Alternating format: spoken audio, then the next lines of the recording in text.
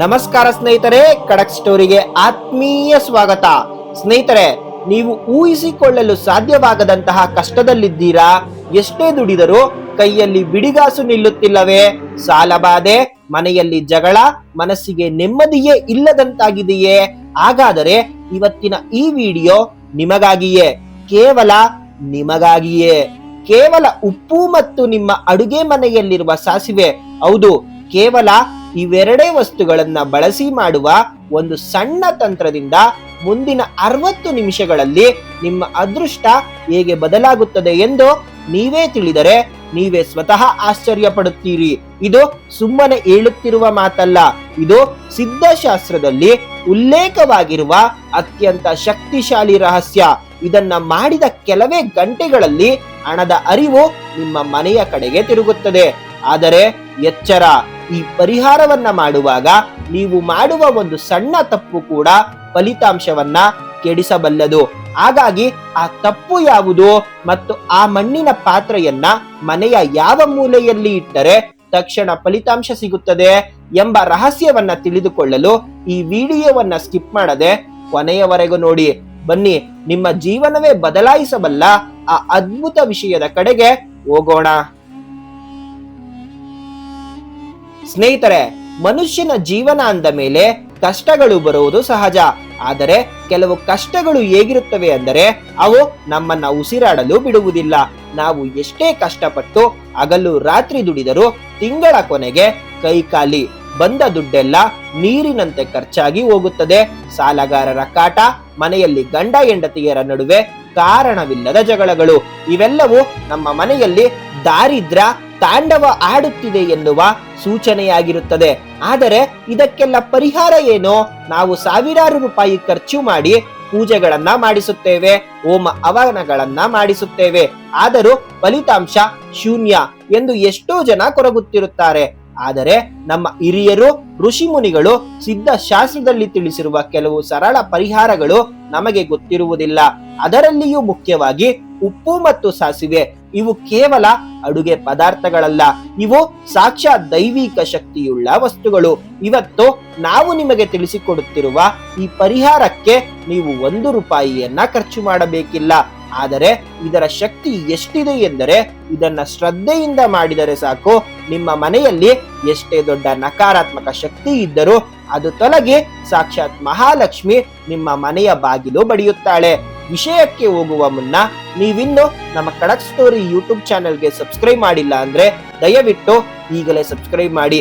ಹಾಗೆ ವಿಡಿಯೋ ನೋಡುತ್ತಿರುವ ಪ್ರತಿಯೊಬ್ಬರು ಕೂಡ ತಾಯಿ ಲಕ್ಷ್ಮಿಯ ಅನುಗ್ರಹ ನಮಗೆ ಸಿಗಲಿ ಎಂದು ಪ್ರಾರ್ಥಿಸುತ್ತಾ ಕಮೆಂಟ್ ಬಾಕ್ಸ್ ನಲ್ಲಿ ಓಂ ಶ್ರೀ ಮಹಾಲಕ್ಷ್ಮಿ ಎಂದು ಬರೆಯುವುದನ್ನ ಮರೆಯಬೇಡಿ. ನಿಮ್ಮ ಒಂದು ಕಮೆಂಟ್ ನಿಮ್ಮ ಸಂಕಲ್ಪವನ್ನ ಗಟ್ಟಿ ಮಾಡುತ್ತದೆ. ಸ್ನೇಹಿತರೆ, ಮೊದಲಿಗೆ ನಾವು ಅರ್ಥ ಮಾಡಿಕೊಳ್ಳಬೇಕಾದ ವಿಷಯವೇನೆಂದರೆ ಉಪ್ಪು ಮತ್ತು ಸಾಸಿವೆಯನ್ನೇ ಈ ಪರಿಹಾರಕ್ಕೆ ಏಕೆ ಬಳಸಬೇಕು? ಇಲ್ಲಿದೆ ಅಸಲಿ ರಹಸ್ಯ. ಸ್ನೇಹಿತರೆ, ಉಪ್ಪು ಅಂದರೆ ಕೇವಲ ರುಚಿಗಾಗಿ ಬಳಸುವ ವಸ್ತುವಲ್ಲ. ಆಧ್ಯಾತ್ಮಿಕವಾಗಿ ಮತ್ತು ವೈಜ್ಞಾನಿಕವಾಗಿ ಉಪ್ಪು ಎಂಬುದು ಸಾಕ್ಷಾತ್ ಮಹಾಲಕ್ಷ್ಮಿಯ ಸ್ವರೂಪ. ಸಮುದ್ರ ಮಂಥನ ಮಾಡುವಾಗ ಲಕ್ಷ್ಮೀ ದೇವಿಯ ಜೊತೆಗೆ ಉಪ್ಪು ಕೂಡ ಹುಟ್ಟಿಕೊಂಡಿತು ಎಂಬುದು ಪುರಾತನ ಮಾತು. ಉಪ್ಪಿಗೆ ಇರುವ ಅದ್ಭುತ ಶಕ್ತಿ ಏನೆಂದರೆ ಅದು ತನ್ನ ಸುತ್ತಮುತ್ತಲಿರುವ ನಕಾರಾತ್ಮಕ ಎನರ್ಜಿಯನ್ನ ಹೀರಿಕೊಳ್ಳುತ್ತದೆ. ನಿಮ್ಮ ಮನೆಯಲ್ಲಿರುವ ದೃಷ್ಟಿ ದೋಷವಿರಲಿ, ಮಾಟ ಮಂತ್ರದ ಭಯವಿರಲಿ, ಅಥವಾ ಯಾರದ್ದೇ ಕೆಟ್ಟು ಕಣ್ಣು ಬಿದ್ದಿರಲಿ, ಉಪ್ಪು ಅದನ್ನ ಸ್ಪಾಂಜ್ ನಂತೆಯೇ ಹೀರಿಕೊಳ್ಳುವ ಶಕ್ತಿಯನ್ನ ಹೊಂದಿದೆ. ಇನ್ನು ಸಾಸಿವೆ ವಿಷಯಕ್ಕೆ ಬರೋಣ. ಸಾಸಿವೆಗೆ ಸಿದ್ಧಶಾಸ್ತ್ರದಲ್ಲಿ ಉಗ್ರವಾದ ಶಕ್ತಿ ಇದೆ ಎಂದು ಹೇಳಲಾಗುತ್ತದೆ. ಎಂತಹದ್ದೇ ದೃಷ್ಟಿ ದೋಷವಿದ್ದರೂ ಅದನ್ನ ಸುಟ್ಟು ಬೂದಿ ಮಾಡುವ ತಾಕತ್ತು ಸಾಸಿವೆಗಿದೆ. ನೀವು ಗಮನಿಸಿರಬಹುದು, ಮನೆಯಲ್ಲಿ ಯಾರಿಗಾದರೂ ದೃಷ್ಟಿಯಾದರೆ ಹಿರಿಯರು ಸಾಸಿವೆ ಹಾಕಿ ದೃಷ್ಟಿ ತೆಗೆಯುತ್ತಾರೆ. ಯಾಕಂದರೆ ಸಾಸಿವೆ ಸಿಡಿದಾಗ ಅದರಲ್ಲಿರುವ ನೆಗೆಟಿವ್ ಎನರ್ಜಿ ಕೂಡ ಛಿದ್ರವಾಗುತ್ತದೆ. ಆದರೆ ಸ್ನೇಹಿತರೆ, ಕೇವಲ ಉಪ್ಪು ಮತ್ತು ಸಾಸಿವೆ ಇದ್ದರೆ ಸಾಲದು. ಇದನ್ನ ಬಳಸುವಾಗ ನಾವು ತೆಗೆದುಕೊಳ್ಳುವ ಪಾತ್ರೆ ಯಾವುದು ಎಂಬುದು ನಿಮ್ಮ ಯಶಸ್ಸನ್ನ ನಿರ್ಧರಿಸುತ್ತದೆ. ಸ್ಟೀಲ್ ಅಥವಾ ಪ್ಲಾಸ್ಟಿಕ್ ಪಾತ್ರೆ ಬಳಸಿದರೆ ಏನಾಗುತ್ತದೆ ಗೊತ್ತಾ? ಈ ಪರಿಹಾರ ಸಂಪೂರ್ಣ ವಿಫಲವಾಗುತ್ತದೆ. ಹಾಗಾದರೆ ಯಾವ ಪಾತ್ರ ಬಳಸಬೇಕು ಮತ್ತು ಆ ಪಾತ್ರೆಗೆ ಉಪ್ಪನ್ನ ಹಾಕುವಾಗ ನಿಮ್ಮ ಮನಸ್ಸಿನಲ್ಲಿ ಅಂದುಕೊಳ್ಳಬೇಕಾದ ಆ ಒಂದು ಸಾಲು ಯಾವುದು ಮುಂದೆ ತಿಳಿಸುತ್ತೇವೆ ಕೇಳಿ. ಸ್ನೇಹಿತರೆ, ಈಗ ಪರಿಹಾರವನ್ನ ಮಾಡುವ ನಿಖರವಾದ ವಿಧಾನವನ್ನ ಹಂತ ಹಂತವಾಗಿ ತಿಳಿಸುತ್ತೇವೆ. ದಯವಿಟ್ಟು ಎಲ್ಲೂ ಗಮನ ಬೇರೆ ಕಡೆ ಕೊಡಬೇಡಿ. ಮೊದಲನೆಯದ್ದಾಗಿ ಈ ಪರಿಹಾರಕ್ಕೆ ನಮಗೆ ಬೇಕಾಗಿರುವುದು ಒಂದು ಮಣ್ಣಿನ ಪಾತ್ರೆ. ಅದು ಚಿಕ್ಕದಾಗಿರಲಿ ಅಥವಾ ದೊಡ್ಡದಾಗಿರಲಿ ಪರವಾಗಿಲ್ಲ, ಆದರೆ ಕಡ್ಡಾಯವಾಗಿ ಮಣ್ಣಿನ ಪಾತ್ರೆಯೇ ಆಗಿರಬೇಕು.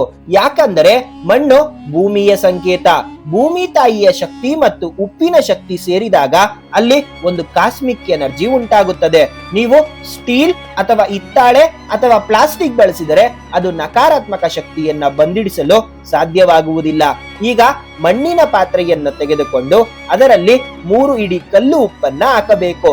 ನೆನಪಿಡಿ, ಪುಡಿ ಉಪ್ಪು ಬಳಸಬೇಡಿ, ಕಲ್ಲು ಉಪ್ಪು ಮಾತ್ರ ಬಳಸಬೇಕು. 3 ಇಡಿ ಯಾಕೆ? ಸತ್ವ, ರಜಸ್ ಮತ್ತು ತಮಸ್ ಎಂಬ 3 ಗುಣಗಳ ಶುದ್ಧೀಕರಣಕ್ಕಾಗಿ 3 ಇಡಿ ಉಪ್ಪನ್ನ ಬಳಸಬೇಕು. ಉಪ್ಪನ್ನ ಹಾಕಿದ ನಂತರ ಅದರ ಮೇಲೆ 1 ಟೇಬಲ್ ಸ್ಪೂನ್ ಸಾಸಿವೆಯನ್ನ ಹಾಕಬೇಕು. ಅದು ಕರಿ ಸಾಸಿವೆ ಆಗಿರಲಿ ಅಥವಾ ಬಿಳಿ ಸಾಸಿವೆ ಆಗಿರಲಿ, ನಿಮ್ಮ ಮನೆಯಲ್ಲಿ ಯಾವುದು ಇದೆಯೋ ಅದನ್ನ ಬಳಸಿ. ಈಗ ಉಪ್ಪು ಮತ್ತು ಸಾಸಿವೆ ಪಾತ್ರೆಯಲ್ಲಿ, ಆದರೆ ನಿಜವಾದ ಮ್ಯಾಜಿಕ್ ಶುರುವಾಗುವುದು ಈಗ. ಈ ಪಾತ್ರೆಯನ್ನ ಹಿಡಿದುಕೊಂಡು ನೀವು ಮನೆಯಲ್ಲಿ ಓಡಾಡುವಾಗ ಒಂದು ನಿರ್ದಿಷ್ಟ ದಿಕ್ಕಿನಿಂದಲೇ ಶುರು ಮಾಡಬೇಕು.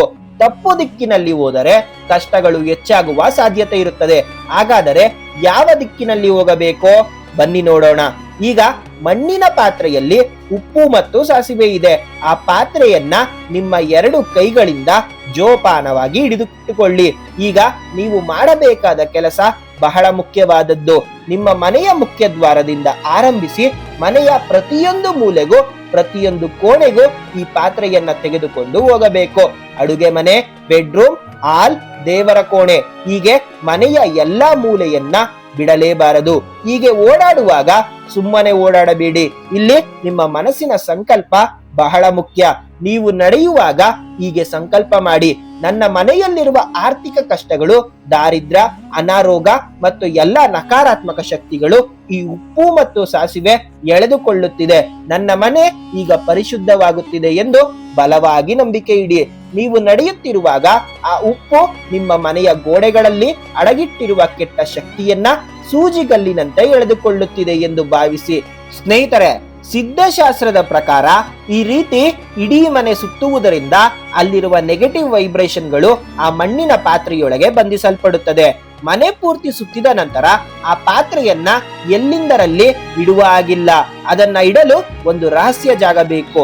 ಯಾರಿಗೂ ಕಾಣಿಸದ, ಯಾರ ಕಣ್ಣಿಗೂ ಬೀಳದ ಆ ಜಾಗ ಯಾವುದು ಮತ್ತು ಆ ಪಾತ್ರೆಯನ್ನ ಎಷ್ಟು ಗಂಟೆಗಳ ಕಾಲ ಅಲ್ಲಿ ಇಡಬೇಕು.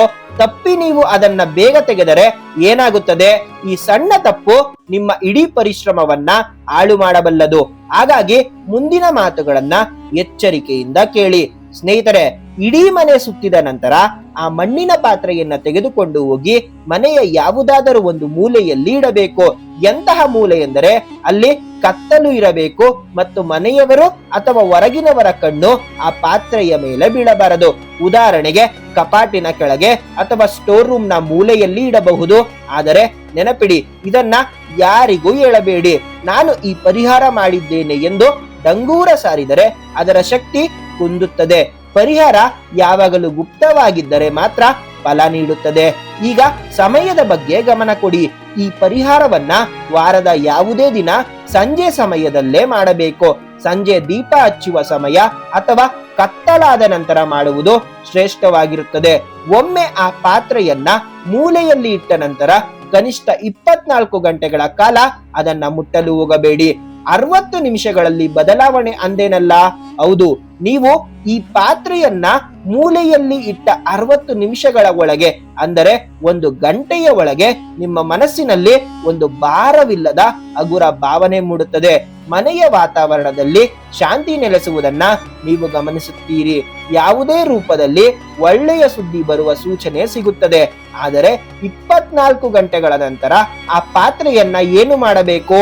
ಇಲ್ಲೇ ಎಲ್ಲರೂ ತಪ್ಪು ಮಾಡುವುದು. ದಯವಿಟ್ಟು ಆ ಉಪ್ಪನ್ನ ಕಸದ ಬುಟ್ಟಿಗೆ ಹಾಕಬೇಡಿ.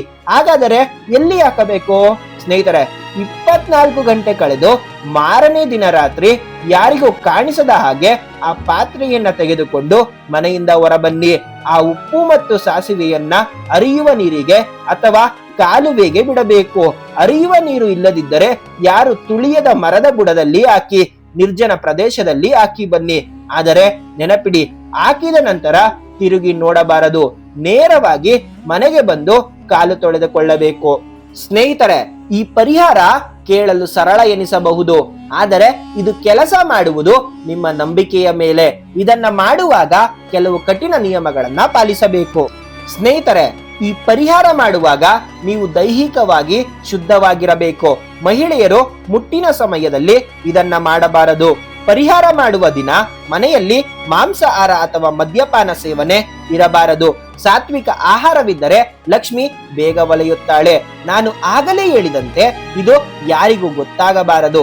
ನಿಮ್ಮ ಸಂಕಷ್ಟಗಳು ಪರಿಹಾರವಾದ ಮೇಲೆ ಬೇಕಾದರೆ ನೀವು ಬೇರೆಯವರಿಗೆ ಹೇಳಿ, ಆದರೆ ಮಾಡುವಾಗ ಮೌನವಾಗಿರಿ. ಈ ರೀತಿ ಉಪ್ಪು ಮತ್ತು ಸಾಸಿವೆಯಿಂದ ನೀವು ಮಾಡಿದರೆ ನಿಮ್ಮ ಮನೆಯಲ್ಲಿ ಅಡಗಿದ್ದ ದಾರಿದ್ರ್ಯ ಅಂದರೆ ನೆಗೆಟಿವ್ ಎನರ್ಜಿ ಆ ಮಣ್ಣಿನ ಪಾತ್ರೆಯ ಜೊತೆಗೆ ಮನೆಯಿಂದ ಹೊರ ಹೋಗುತ್ತದೆ.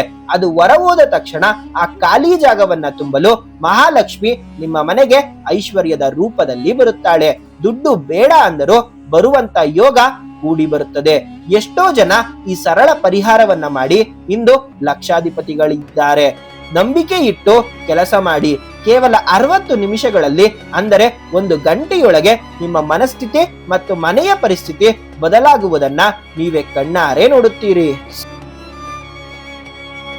ಸ್ನೇಹಿತರೆ, ಇವತ್ತಿನ ಈ ಮಾಹಿತಿ ನಿಮಗೆ ಇಷ್ಟವಾಗಿದ್ದರೆ ಮತ್ತು ಪರಿಹಾರದಿಂದ ನಿಮಗೂ ಒಳ್ಳೆಯದಾಗಲಿ ಎಂದು ನಾನು ಆಶಿಸುತ್ತೇನೆ.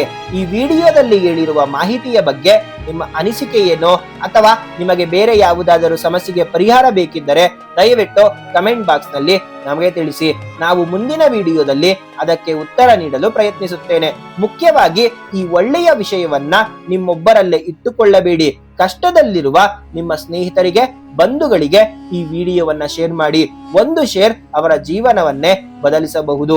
ಮತ್ತೊಮ್ಮೆ ಹೇಳುತ್ತಿದ್ದೇನೆ, ತಾಯಿ ಲಕ್ಷ್ಮೀ ಕೃಪೆಗಾಗಿ ವಿಡಿಯೋಗೆ ಒಂದು ಲೈಕ್ ಕೊಡಿ ಮತ್ತು ನಮ್ಮ ಚಾನೆಲ್ ಖಡಕ್ ಸ್ಟೋರಿಯನ್ನ ಸಬ್ಸ್ಕ್ರೈಬ್ ಮಾಡಿಕೊಳ್ಳಿ.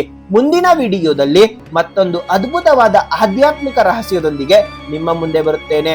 ಸ್ನೇಹಿತರೆ, ನಿಮ್ಮ ಆರೋಗ್ಯದ ಮೇಲೆ ಗಮನವಿರಲಿ.